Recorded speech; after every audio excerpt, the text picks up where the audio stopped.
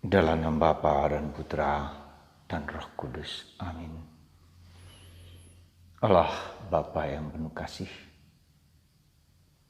puji syukur kami aturkan kepadamu ya Bapa, bahwa Engkau memilih para wanita untuk memiliki hati kerinduan, mencintai, melayani, mengabdi kepada Putramu Yesus seperti Maria Magdalena. Dan beberapa wanita lain yang pagi-pagi buta mengunjungi makam Putramu Yesus. Semoga kami menghormati dan mendapatkan inspirasi dari wanita-wanita dalam hidup kami. Terpujilah namamu kini dan sepanjang segala masa. Amin. Para saudaraku yang terkasih dalam Kristus, pada hari pertama dalam masa Oktav, hari Senin, kita diajak untuk melihat dalam Injil betapa para wanita, Maria Magdalena, Maria yang lain, pagi-pagi buta mengunjungi kubur Yesus, ingin meminyaki jenazah Yesus yang tidak sempat diminyaki sebelum dikubur. Jadi kalau kita perhatikan bahwa Yesus tidak mendapat perminyakan ketika wafat. Tapi kita ingat ketika Maria membasuh kaki Yesus dengan minyak narwastu yang mahal itu. Dan Yesus mengatakan, biarlah wanita ini yang akan meminyaki aku sebagai persiapan aku menghadapi kematian. Dan kita lihat ternyata memang Yesus tidak diminyaki ketika dikuburkan. Ya, jadi benar apa yang dikatakan Yesus. Pada kesempatan hari ini saya mau mengajak Anda betapa wanita-wanita itu adalah dipilih Allah. Jadi bukan hanya pria, tapi wanita yang pertama-tama menjadi rasul Kristus. Ya, mewartakan kabar Paskah adalah para wanita. Apa maksudnya? Tentu saja pertanyaan kita yang kita ajukan, kenapa para wanita ini? Wanita saya kira adalah orang yang terkuat dalam kehidupan kita. Dia harus mengandung anak-anaknya. Dia harus merawat, memelihara, bangun pagi-pagi untuk menyiapkan segala sesuatu bagi keluarganya. Bahkan seringkali dia juga harus bekerja, mencari nafkah untuk keluarganya. Tanpa letih, tanpa capek, hanya karena cinta kepada anak-anaknya. Maka dia menjadi sumber kehidupan, roh kehidupan dalam keluarga. Menjadi pilar yang kuat di dalam keluarga. Kita perhatikan Yesus, Maria pun ketika melihat perjalanan hidup Maria, terutama ketika dia melihat anaknya diperlakukan dengan kejam, dengan bengis, ya, dengan brutal, lalu disalib. Ketika dia melihat tangan kaki dipaku dengan besi besar, menusuk kepada kaki dan lengan dan telapak tangan.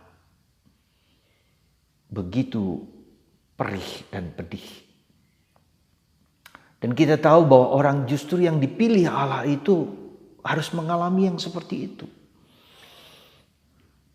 Jadi jangan kita mengira justru ketika kita dalam tanda pertanyaan, ketika kita menderita, itu tanda bahwa Tuhan memilih aku untuk menanggung suatu beban-beban yang tak tertanggungkan oleh lelaki. Sekali lagi saya mau mengajak Anda para wanita, hai ibu-ibu, hai para wanita, ketika Anda menderita sungguh-sungguh, itu tanda Anda dipilih oleh Allah untuk menanggung suatu beban-beban, entah itu penderitaan, entah itu kesulitan, entah itu salib, diri Anda sendiri, suami, anak-anak, atau siapapun juga. Jadi kuatlah, teguhkanlah, ya, seperti Bunda Maria yang harus menurunkan Yesus yang tersalib itu dan dipangku sendiri dalam gambar Pieta itu. Dia memandang, inilah anakku.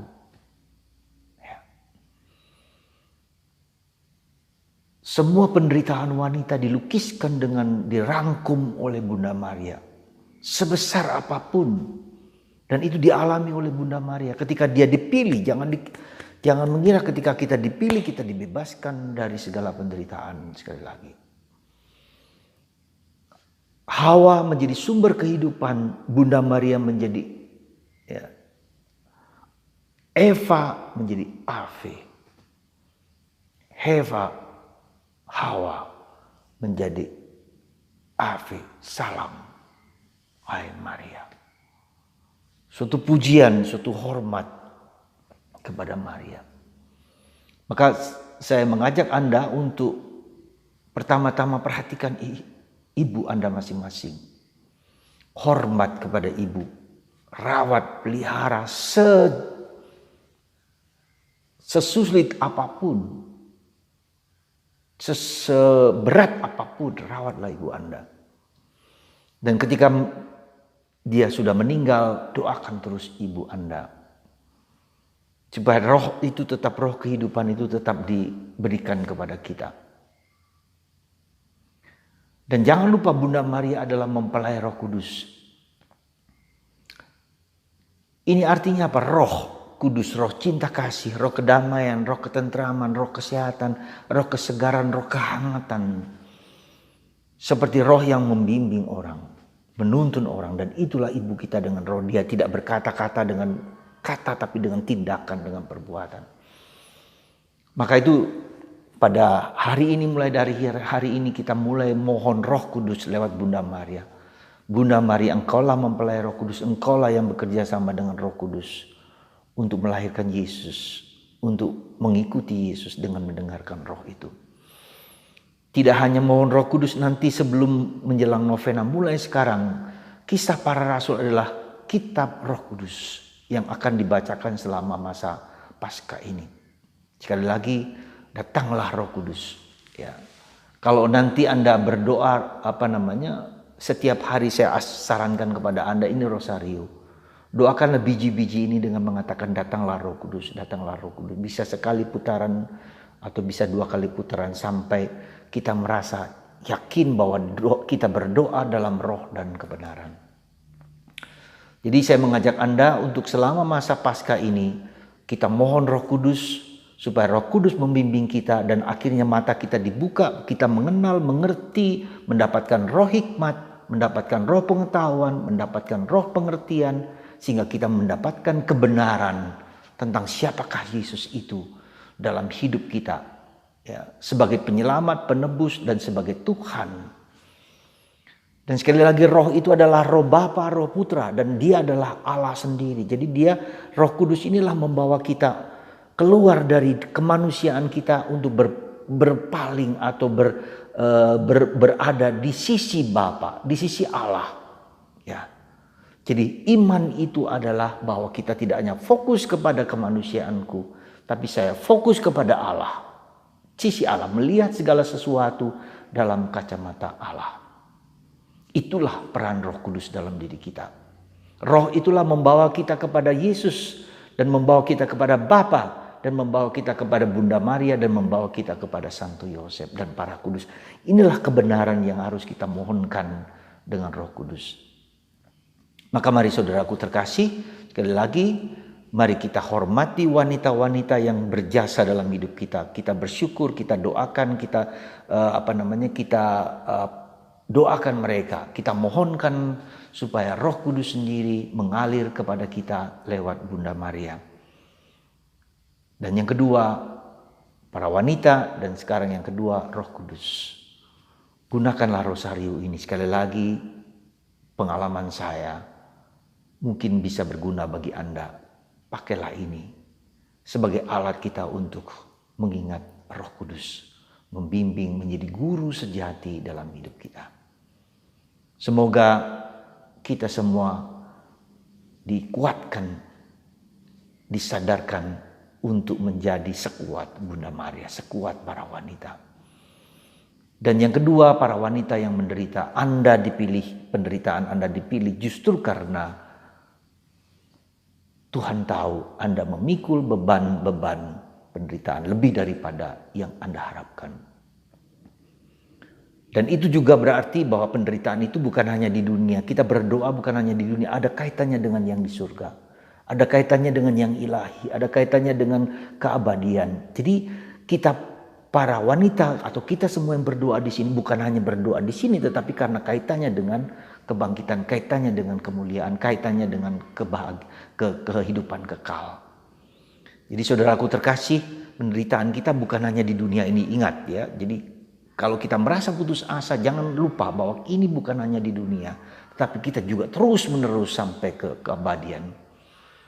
Jadi jangan sampai kita putus asa, jangan sampai kita mungkin kita kecewa, mungkin kita down, tapi ingat kembali bahwa perjalanan kita, hidup kita bukan hanya di dunia ini, tetapi terus ke dalam keabadian. Semoga Anda dan kita semua dikuatkan, disatukan oleh para wanita-wanita hebat di dalam hidup manusia. Dan itulah Bunda Maria yang dirangkum oleh Bunda Maria seluruh penderitaan para wanita. Tuhan memberkati Anda, semoga Paskah ini menjadi Paskah di mana hati kita suci seperti hati Bunda Maria, seperti Maria Magdalena. Berbahagialah orang yang suci hatinya karena mereka melihat Tuhan. Saudara, para wanita tidak melihat Yesus di dalam kubur kosong. Kita jangan mencari hal-hal yang lahiriah, sekedar hal-hal lahiriah maksud saya. Tetapi lebih di balik itu, di balik yang lahiriah itu ada yang ilahi. Dan itulah yang mau ditawarkan oleh Yesus. Maka Yesus mengatakan, jangan cari aku di kubur kosong. Ya, dia sudah bangkit, sudah mulia. Kita mencari yang di surga, perkara-perkara di surga, bukan di dunia, seperti kata Paulus.